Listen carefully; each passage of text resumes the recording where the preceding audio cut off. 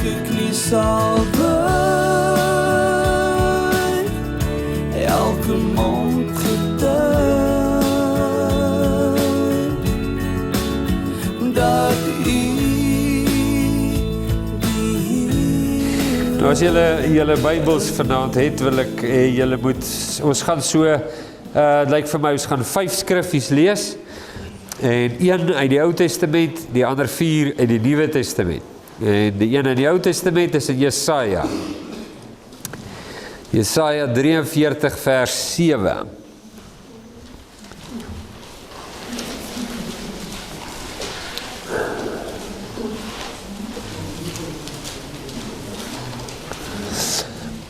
Ek en Pippa sit nou en kry saam koud daar by die huis.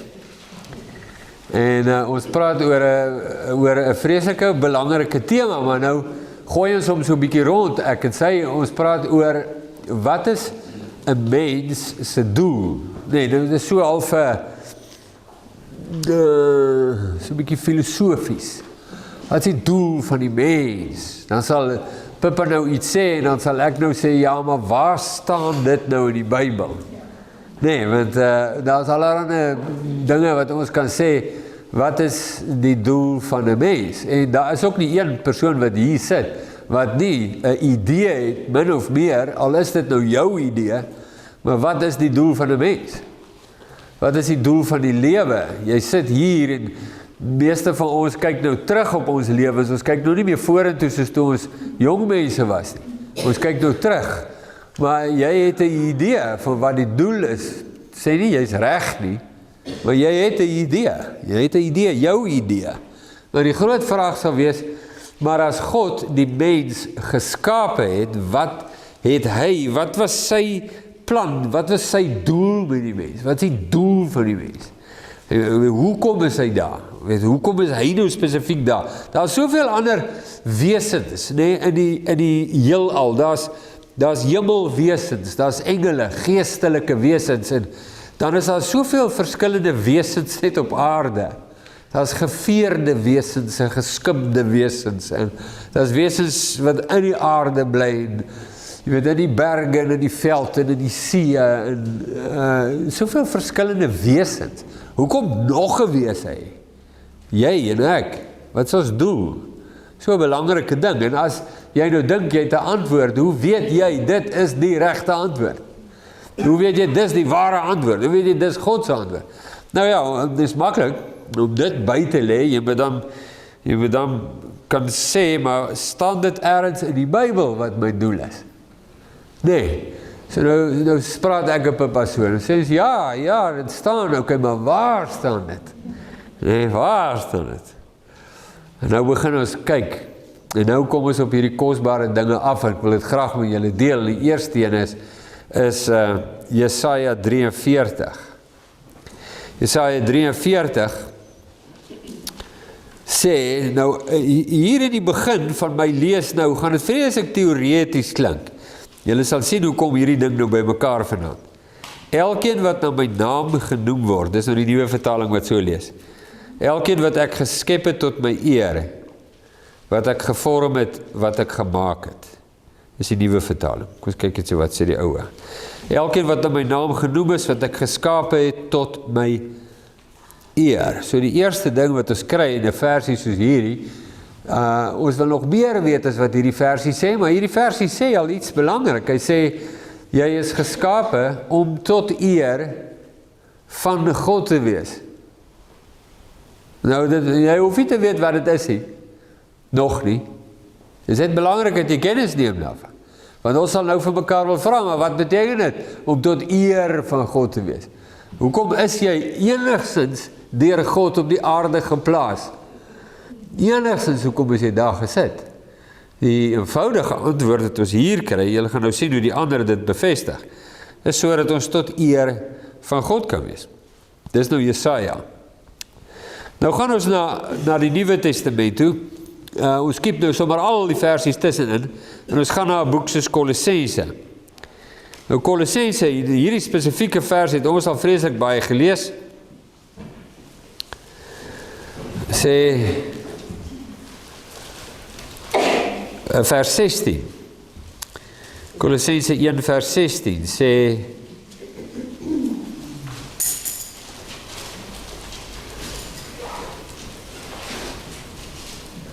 want in hom is alle dinge geskape wat in die hemele en op die aarde is, wat sienlik en onsienlik is. Trone sowel as heerskappye en owerhede en magte. Alle dinge is deur hom en tot hom geskape, of ons kan sê, deur hom en vir hom geskape. So, dit is ook so, ons het al so baie oor die vers gepraat, nee, julle herken hom sommer dadelik. Wat 'n gedagte om te verstaan dat jy is vir hom geskape. Dis nie noodwendig die idee wat ek het waarmee ek groot geword het. Nee, ek bedoel, dit is so abstrakt as iemand sê, ja, maar jou doel is om God te verheerlik.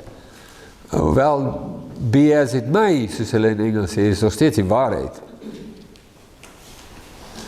Daar was 'n rede hoekom ek hier geplaas is, die rede is vir hom, en die rede is om hom te verheerlik. So ons 'n bietjie meer oor dit uitvind. Wat behels dit en wat beteken dit en hoekom moet ek gepla wees met dit? 1 Korintiërs 10. 1 Korintiërs 10 vers 31.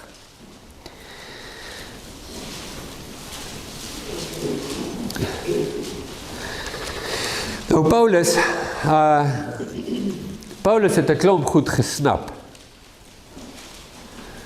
Hy het 'n klomp dinge verstaan. En dikwels kritiese goed verstaan. Hier wys hy een van sy verstande. 1 Korintiërs 10 vers 31. Hy sê, of julle dan eet, of drink, of enige iets doen alles tot verheerliking van God, ou vertaling. Wat sê 10:31? Nee, ek wil net sien wat sê die nuwe vertaling. Ek wil net vir julle wys hoe grand ek vanaand. Ja, of julle eet en of julle drink en of wat julle ook al doen alles tot eer van God. Nou, op hierdie punt moet ek gou vir jou sê. Daar's nie 'n kat se kans. Nie 'n kat se kans dat jy enigstens geplaas sou wees om enige iets te doen tot eer van God as hy jou nie verlos het uit die mag van die sonde en die dood nie. As jy vanaand hier sit, nee, en jy is bloot net godsdienstig, of kom ons sê nou maar, jy kyk nou deur die videoetjie, en jy is bloot net godsdienstig, jy is maklik om te toets die toestand van jou hart, is dit vir jou belangrik, om uit te vind wat dit beteken, om te lewe tot die verheerliking van God. As dit nie is nie, is glad nie vir jou belangrik nie. Stel jy belang in nie. Wil jy weet wat dit is nie, dit is 'n kerklike ding. Is goed wat mense sê op 'n Sondag, jy weet, so van 'n kansel af. Maar dit beteken verder zip. As die kans dat jy 'n getuienis van wedergeboorte het, 0. Dit is onmoontlik om deur God nuut gemaak te word, deur sy gees in die innerlike mens, en nie dit 'n belang daarin het, om te weet en te verstaan wat beteken dit om God te verheerlik met wie ek is nie, want dis waarvoor ek geskape is. Ek is gebore in hierdie wêreld met net een doel in my oë. En dit is die verheerliking van Richard Botha. In my oë. Ek het so groot geword, van kleins af droom ek oor my eendag, my geweldige suksesvolle lewe. Hoekom moet dit suksesvol wees? Hoekom nie net 'n gewone lewe nie? Hoekom nie net 'n gewone? Hoekom 'n vreeslike suksesvolle lewe? Want dit gaan oor die heerlikheid van Richard. Ek droom daaroor, ek fantaseer daaroor, ek beplan daaroor, en alles wat ek doen, doen ek, want Richard moet tog net aan die ander kant uitkom in die heerlikheid. Dis hoekom party van julle daarvan hou om reunies by te woon en ander nie. Skoolreunies. Want as jy nou die vaal meisiekie op skool was, maar toe trou jy nou met die eerste rugbyspan kaptein, gaan jy graag reunie toe. Kom jy daar aan of hulle te wys pay way. Maar as jy nou 'n bietjie rondval in jou lewe, is dit die laaste plek waar jy wil uithang. Hoekom? Want jou heerlikheid taan 'n bietjie. Nie waar nie? Jy kom nie met jou ingedekte Volkswagen Beetle daar nie. Jy kom met jou nuwe MG daar. Skus, is dat so iets? Ja. Ek moet meer nou dink, wat het ek al van gehoor? Goed, dis 'n bietjie oordrewe, maar jy kry die drift, nee. Dan is daar 'n dag in my lewe waar ek agterkom dat op hierdie weg is ek nie effens verlore nie, ek is totaal en al verlore. En ek roep uit na Jesus.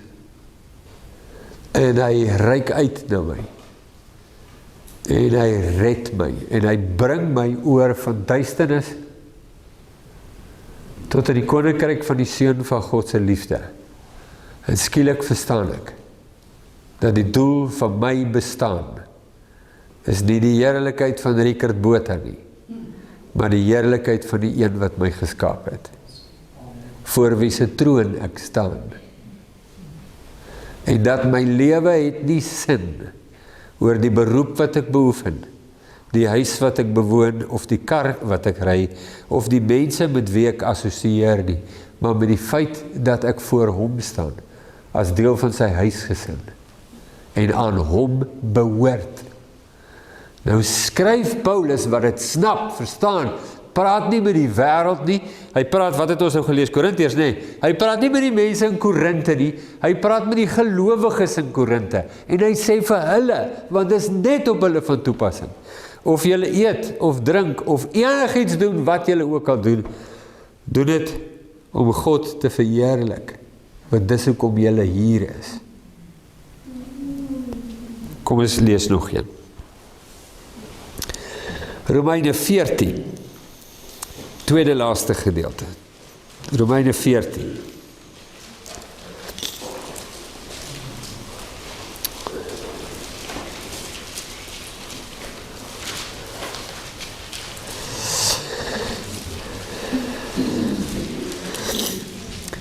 Nou, kyk, die boek aan die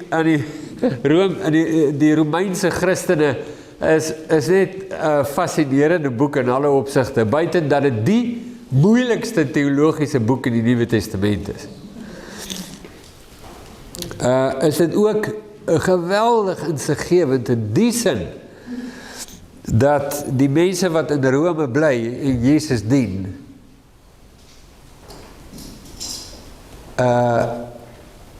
is spreekwoordelik soos Daniel in die leeukuil. Hulle is in die hoofstad van die Romeinse Ryk, waar die keiser aanbid word, en in die hoofstad van die Romeinse Ryk sê hulle, daar is net een Here, en dis nie die keiser nie. Nou wat hulle nie kry is 'n slap on the wrist nie. Wat hulle kry is die ergste gramskap waaraan jy kan dink.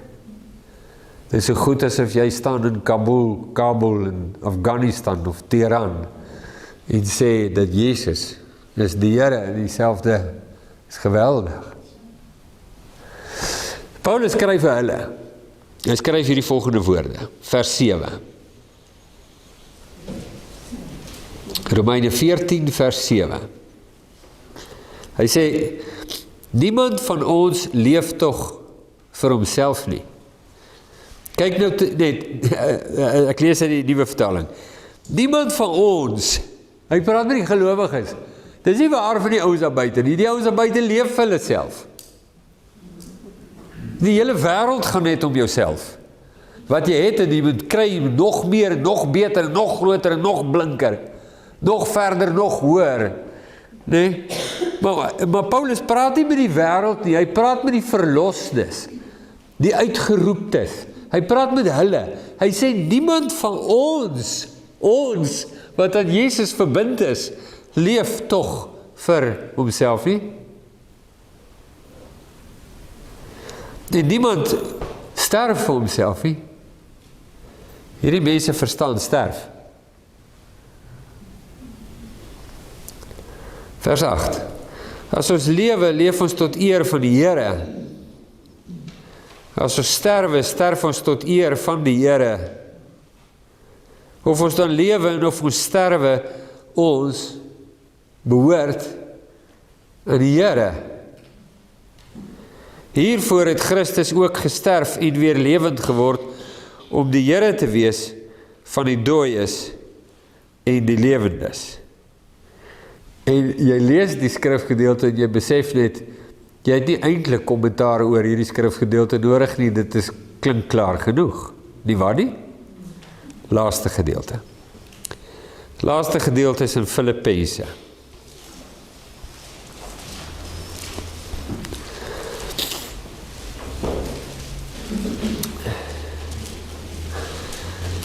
En hierdie, ons het nou, ek het nou vinnig afgestap van daai enetjie daar, as het hom nou net gelees. Hiervoor het Christus gesterf en opgestaan om die Here te wees van die lewendes en die dooies. Hiervoor het Christus gesterf en opgestaan om die Here te wees van die lewendes en die dooies. En hy noem dit in samehang met die feit dat ons nie aan onsself behoort nie, maar aan hom. En of ons lewe, en of ons sterwe, en of ons eet, en of ons drink, of wat ook al ons doen, ons het net een doel voor oë, want dis waarvoor ons geskape is, en dis waartoe ons verlos is, julle gaan dit nou lees, en dit is om te leef vir sy eer en sy heerlikheid. Daarom leef ek nie vir myself nie. Daarom behoort ek nie aan myself nie, maar ek behoort aan hom. So kom ek hier is. Ek vind my grootste vreugde daarin, dat ek tot sy eer lewe. Dis hoekom ek hier is. Ek het nie 'n ander doel nie. Dis hoekom ek hier is. Ek is hier om tot eer van God te lewe. Iets wat hom, iemand het dit eendag anders gestel, so ek gaan dit so stel, soos hy dit sê. Probeer nou dink, wie was dit? Ek kan nou onthou. Hy het gesê, ek is hier om God te laat glimlag. Nou, dis een manier om dit te sê. Sê nie, dis 'n teologiese manier om dit te verduidelik, maar dis een manier om dit te sê, wat ek ook al doen, verheerlik hom. Nee, lig hom op, sit hom in die spotlight. Nee, bring eer aan hom, ek verheerlik hom, ek laat hom glimlag. Dis hoekom ek hier is, ek is geskape vir hom. Nou kom ons by die groot ding, en dit is Filippense 2. Waar Paulus verduidelik oor die status van die seun voor die Vader. Wat julle nou gaan lees, gaan klomp goed verduidelik oor die skepping, gaan klomp goed verduidelik oor klomp goed. En dit klink so, vers 9. Daarom het God die Vader, ek gaan nou differentieer, sodat dit makliker lees. Daarom het God die Vader hom, God die Seun, ook tot die hoogste eer verhef, en hom, die Seun, die naam gegee, wat bo elke naam is, sodat in die naam van Jesus, elkeen wat in die hemel, en op die aarde, en onder die aarde is, die knie sou buig, en elke tong sou erken, dat Jesus Christus die Here is, tot eer van God, die Vader. Ek kan nie daai gedeelte lees en nie half voel om te glimlag as ek dit lees. Dit is fascinerend. Wat eer die Vader? Wat bring eer aan die Vader, wanneer die wesens wat hy geskaap het, voor die Seun buig en hom erken as Here? Dit bring eer aan die Vader. Nou, wat beteken dit om te lewe tot eer van God?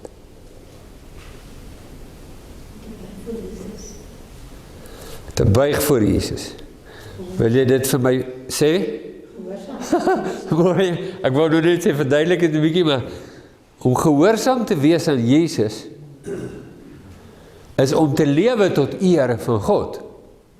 Dis wat jy nou net gelees het daar. Wanneer elke wese in die hemel en op aarde en onder die aarde buig voor die Seun en hom bely as die Here, dan is dit tot eer van die Vader.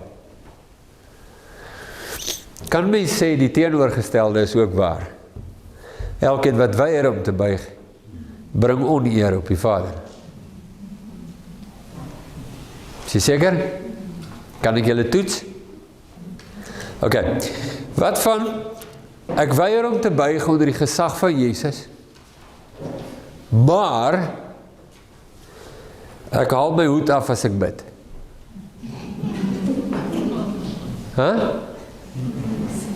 Maar ek is eerbiedig.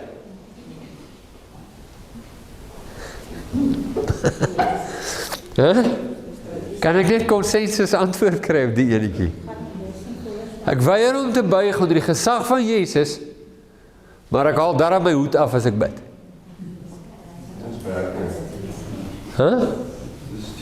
Wel, ek wys eerbied. Is dit nie eerbiedig nie? Beteken vir God niks nie. Ok, ek is nie seker julle snap dit nie, so kom ek doen net nog een voorbeeld. Wanneer ons kerk hou, trek ek behoorlik aan en fluister in die samekoms. Sekerlik moet dit wys dat ek God eerbiedig.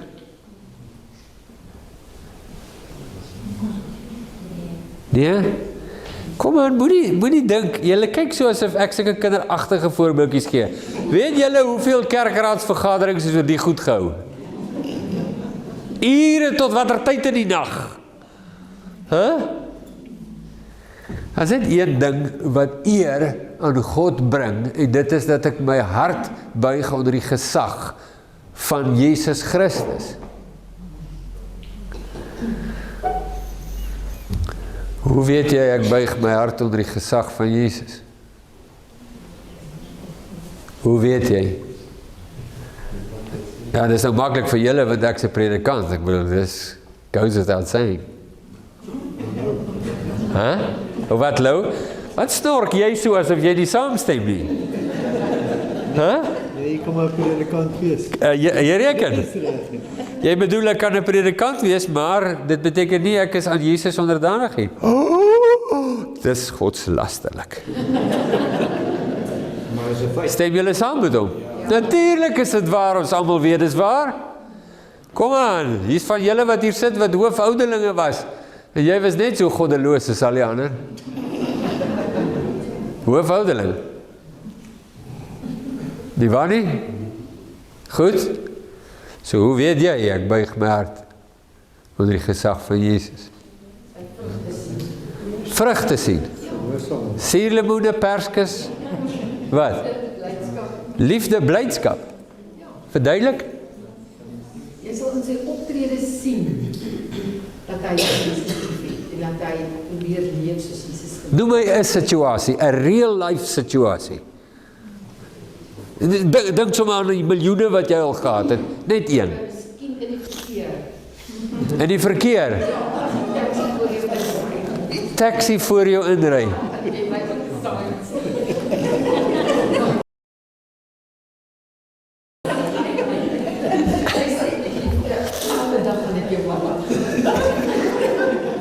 Ek praat op Sasselburg, in 'n gemeente daar oor verhoudinge vir 'n week. As sit 'n tannie my so en luister. Sy kom na so 'n paar dae. Sy sê ek wil jou net vertel. Ek kom so in die verkeer, ek ry so in die taxi ry reg voor my in. En ek sê vir hom, jy weet, en sy's besig om te beduie. En terwyl sy so beduie, kom sy agter, jennetjie, dit is glad nie, reg nie. Jy weet, haar houding. Die ou is verkeerd, ons gaan nie nou, maar hy is verkeerd. Ja, maar dis nie die punt nie. Die punt is wat uit jou hart uitkom is onrein. En sy, weet het, sy gaan so, jennetjie. En hy kyk in sy spieël en sien, sy sit so. En hy dog, sy bid vir hom. Hy gaan uit die baan uit, breek, en val agter haar in. En volg haar. En sê vir haar, sorry. Sy kom vertel my, sy sê ek is nou so skaam, want ek het nie eintlik vir hom gebid nie.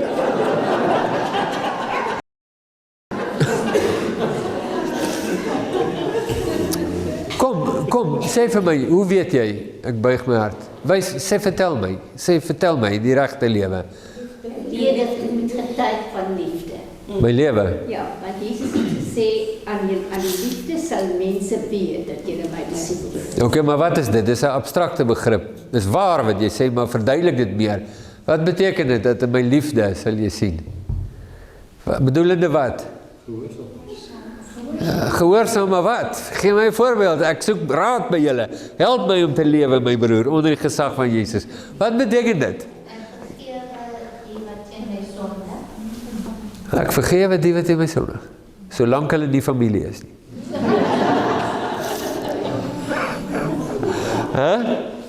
Ek vergewe die wat teen my sondig. Sê wie? Wie sê ek moet? Waar? Is hier enige iemand wat twyfel dat Jesus sê jy moet die vergewe wat in jou sondig? Enige iemand wat twyfel? Enige iemand wat vanaand hier sit met bitterheid in sy hart oor iemand wat in hom gesondig? Weet jy wat dit beteken om te buig onder die gesag van Jesus? Dit beteken om te doen wat hy sê. Dit beteken nie jy neem kennis van wat hy sê nie. So, dink 'n bietjie prakties. Wat bring eer aan God? Die antwoord is wanneer ek buig vir sy seun. Hoe lyk dit wanneer ek buig vir die seun? Ek en Pippa het vandag die voorreg gehad om te gesels met vriende oor konflik binne in die huwelik. Dis nou iets wat julle nou niks van weet nie. Toe het ek gedink, terwyl ek daar sit op die bank, ek het nog eers vir Pippa gesê nie, toe het ek al gesê, toe dink ek wil tog as ek weer julle aangesigte sien vir julle vra. Kies tussen die volgende 2 woorde. Reg of gehoorsaam?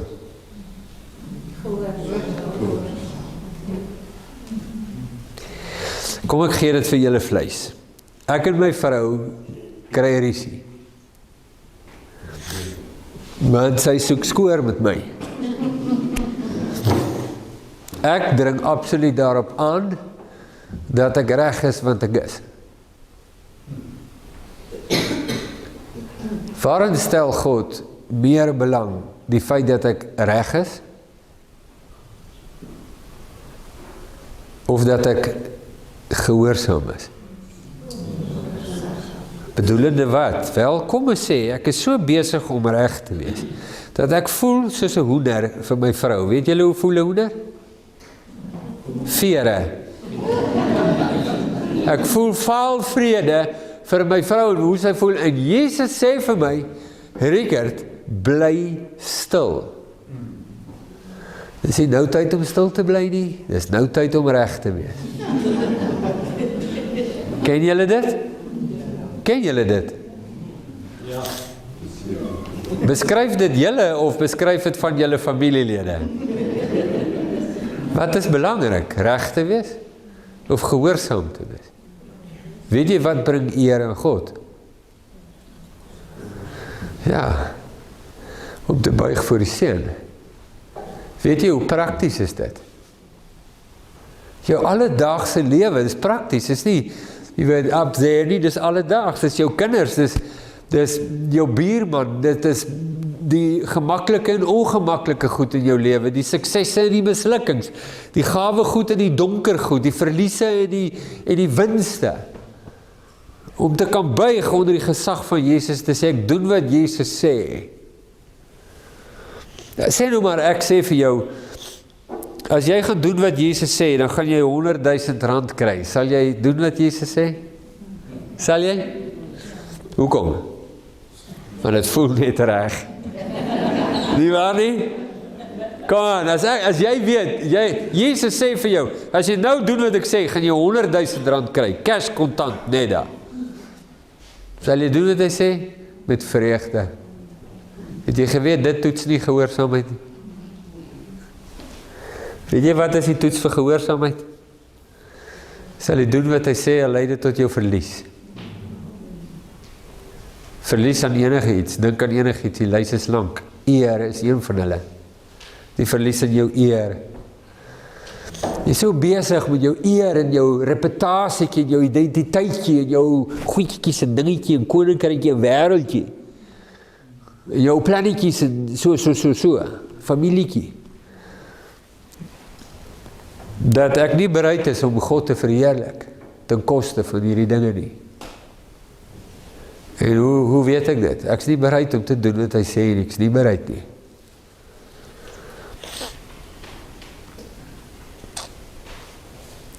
Sê nou maar, jy sit hier vanaand en jy is verskriklik ongeskik met jou vrou wanneer die woordskoolmense nie daar is nie. Weet jy dat jy gruisam teen Christus oortree? Weet jy wat is erger as dit? Is die feit dat 'n ou so kan oortree en nie traak nie. Geen nie om nie. En jou regverdiging? Want ek is reg.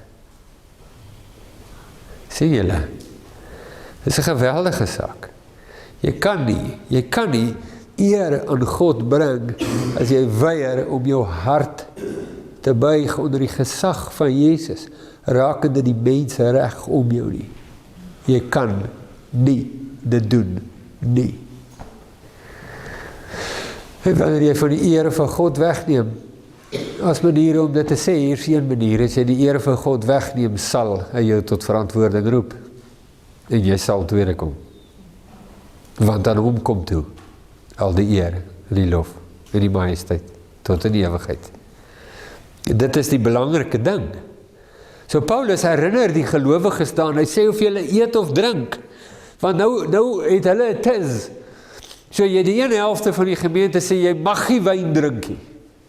John MacArthur het so gesê. Die ander helfte van die gehoor sê, jy mag wyn drink. Nou vra hulle vir Paulus, kan jy wyn drink of nie? Paulus sê, luister eens.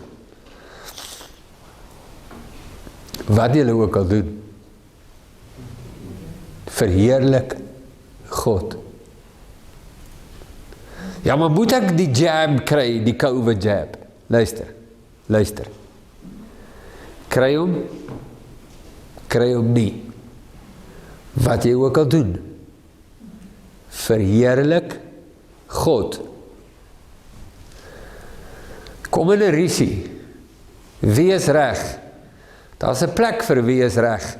Dis nie die belangrikste ding nie. Wat is die belangrikste ding? Dat wat jy ook al doen in daai risie, dat jy God verheerlik. Dat jy doen wat hy sê. Ja, maar dit gaan maak dat ek sleg tweede kom. Wel fyn, dan sit jou eer. En dit is wat die gelowiges so peculiar maak. Want hulle leef nie vir hulle self nie. Hulle behoort nie aan hulle self nie. Hulle behoort aan hom.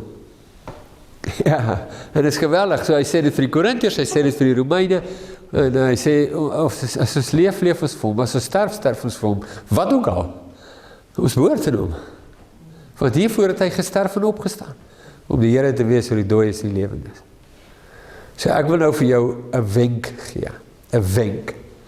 Nou die wenk, hoeveel mense skat julle is ons hier vanaand? Sê nou maar 50, of hoeveel? 60, 50. Nou hierdie wenk is vir al 50 mense in hierdie vertrek van toepassing. Van toepassing. Die wenk is die volgende. As jy sê dat jy aan Jesus verbind is, sal dit duidelik te sien wees aan jou begeerte om hom te verheerlik. En by hom te leer, wat wil hy hê? Seker nie, jy weet altyd wat wil hy hê nie, maar jy het 'n begeerte om uit te vind, wat wil hy hê? Hoe jy jou besigheid hardloop, wat wil hy hê? Die storie met die vrou en die kinders en die dit, wat wil hy hê? My laaste storie vir julle vertel, my ouma sterwe en die boedel word gelees. 3 kinders, 2 seuns, dogter, my pa is een van die seuns. En al die erfgoed gaan na die ander familie. Alles. En ek is suur vir my pa se onthaalwe, want dis aan my reg. Ek bedoel, hy is mos ook 'n kind. Hy moet mos ook ietsie kry, nie waar nie? Immers, nee, hulle daarom nou nie geplak nie. Nee, dis my ander familie. Naampies geplak. En my pa sê vir my, hy sê, Richard, ek het aan hierdie wêreldse goed niks. Niks. Wat vir my belangrik is dat ek 'n liefde en vrede met hierdie mense lewe. En dat ek doen wat Jesus sê. Dis die eerste keer waar ek sien, iemand is bereid om afstand te doen van potensiële rykdom, sodat hy God kan verheerlik. Wat 'n voorbeeld om te hê. So die wenk is, vra vir Jesus, sê Here Jesus, wat my man betref, my vrou betref, wat wil jy hê moet ek doen? Of die moeilike tannie by wie ek die woonstel hier, of wat ook al. Wat wil jy hê moet ek doen? Want ek het nodig dat u my prakties sal leer, net prakties, Here, ek is dom, het voel vir my ek het 10 duime. Leer my prakties, hoe om u te verheerlik, en alles wat ek dink, doen en sê, want ek behoort aan u. As dit vir jou iets is wat vir jou belangrik in jou hart is, dan kan ek sê wel, definitief leef die gees van God in jou. Want as dit nie is nie, sal daai vir jou net glad geen aantrekking wees. Om God te verheerlik met jou lewe. Kom ons bid saam.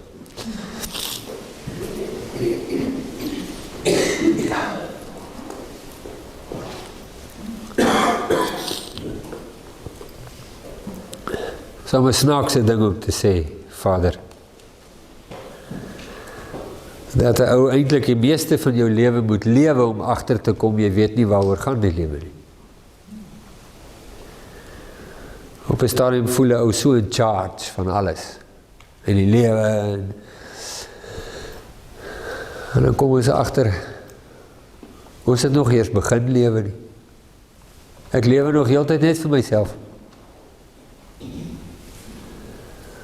En hoe lieflik is dit as u ons daarvan verlos.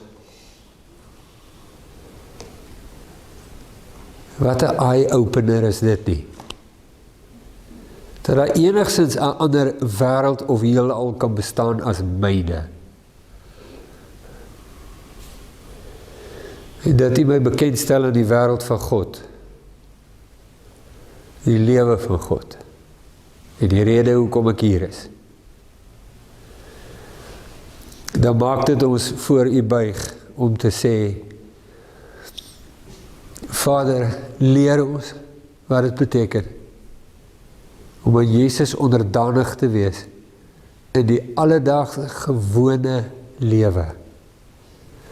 sodat ons aan U eer kan bring. Wat nie 'n valse eer is nie, wat nie 'n aangeleerde mensegebod is nie, maar waarlik eer aan God in die hoogste hemele. Ons het so nodig, Here Jesus, dat U op ons skyn, dat ons oë sal oopgaan, dat ons kan wakker word om te kan sien en te verstaan die lewe van God. Reg hier onder ons neuse, en hoe om daaraan gehoor te gee. Of ons lewe en of ons sterwe, ons behoort aan U. Hiervoor het U gesterf en opgestaan, om die Here te wees oor die dooies en die lewendes. Dankie Here Jesus dat U ons genadig is, om ons te leer en te wys, en in baie gevalle weer te wys, dieselfde ding, oor en oor en oor. Ons het 'n behoefte om U onderdanig te wees en te vereer met ons bestaan. In Jesus se naam. Dankie Here. Amen. Ja, sê dit waar. Ons het begin by Jesaja 43 vers 7. Ja. So ek gaan dit lees en dan gaan ek net aanraak 10 tot 12. So dit is Jesaja 43 vers 7 en 10 to 12. Kan ek wil net gou blaai so toe liefhebber. 43 vers 7 and then 10 Okay, goed. So 7 says, everyone who is called by my name, whom I created for my glory, whom I formed and made. You are my witnesses, declares the Lord. Nou vers My 10. servants whom I have chosen, that you may know and believe me and understand that I am He. Before me no God was formed, nor shall there be any after me. I am the Lord, and besides me there is no Saviour. I declared and saved and proclaimed when there was no strange God among you, and you are my witnesses, declares the Lord, and I am God.